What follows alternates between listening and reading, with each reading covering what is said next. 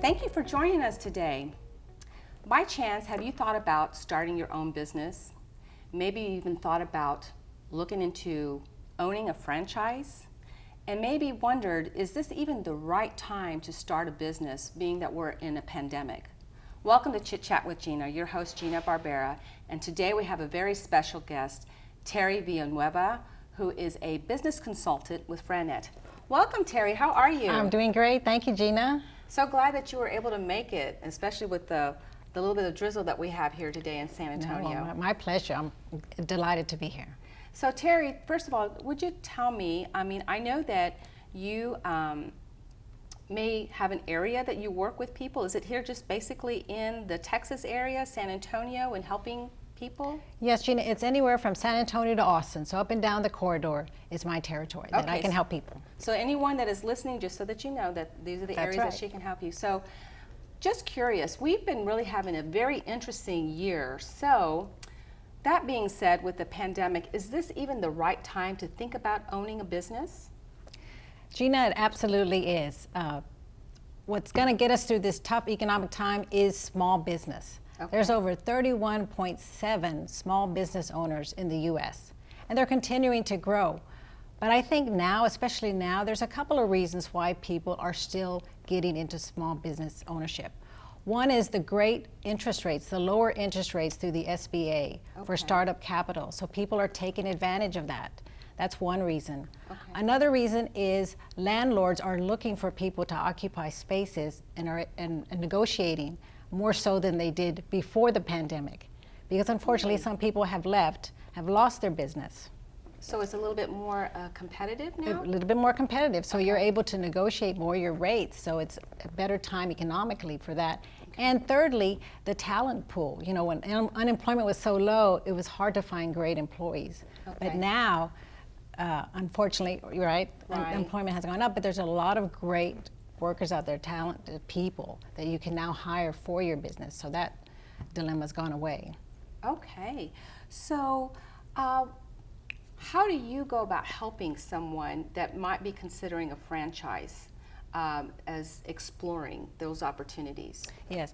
So I help them, I arm them with information and resources they need to understand the industry and then be able to make an informed decision of yes or no if this is the right path for them.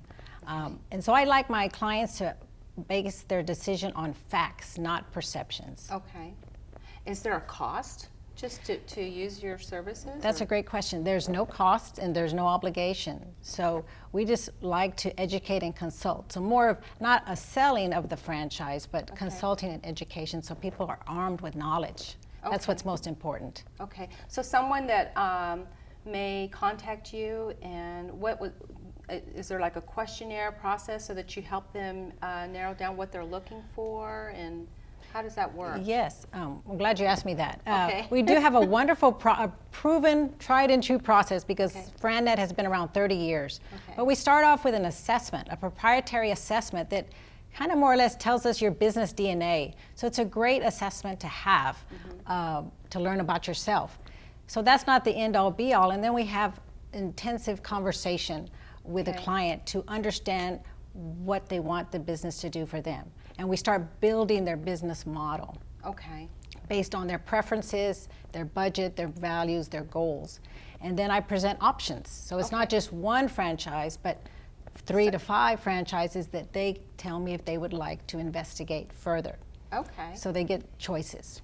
That's really great. So there's no time limit in helping one person? Not at all. Everybody has their own time frame. So it could be, some people know right away and they're done in 4 months with their research. Others take 6 months to a year.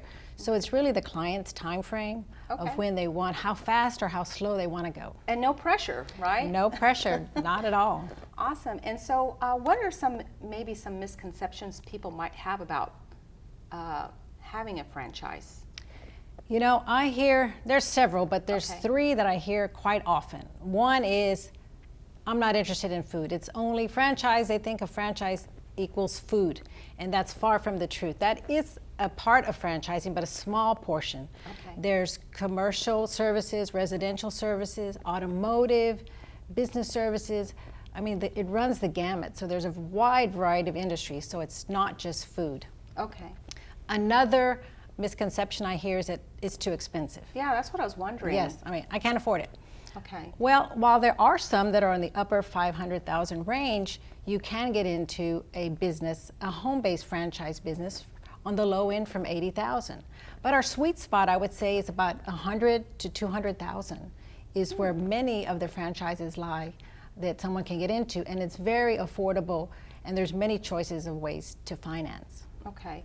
And so would one of the benefits of looking into a franchise is because there's like a method in doing things that someone maybe who is new to business? I mean, my question, I guess, let me rephrase this. Who are your typical person looking for a franchise? Is it someone that's been in business, is brand spanking new to business, or someone that has had a business before?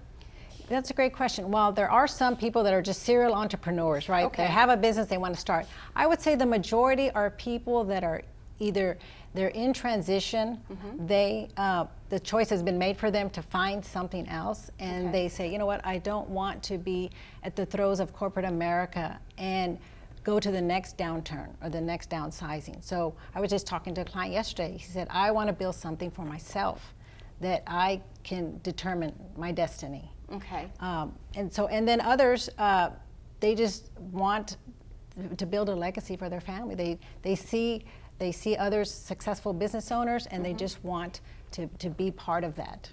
Awesome. Is there anything that you want to add, maybe to let somebody know something else that maybe I have not addressed?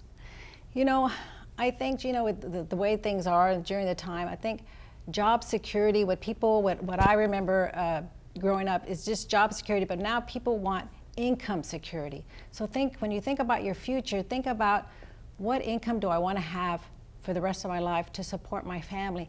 And if you've never considered franchise ownership, I'd love to talk to you and see if perhaps, that could be a decision that's right for you and your family.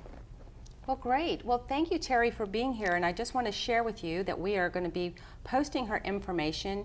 So if you would like to get in contact with Teri and find out more about ownership of a franchise. So thank you so much for joining us, and have a great day. Bye. Bye.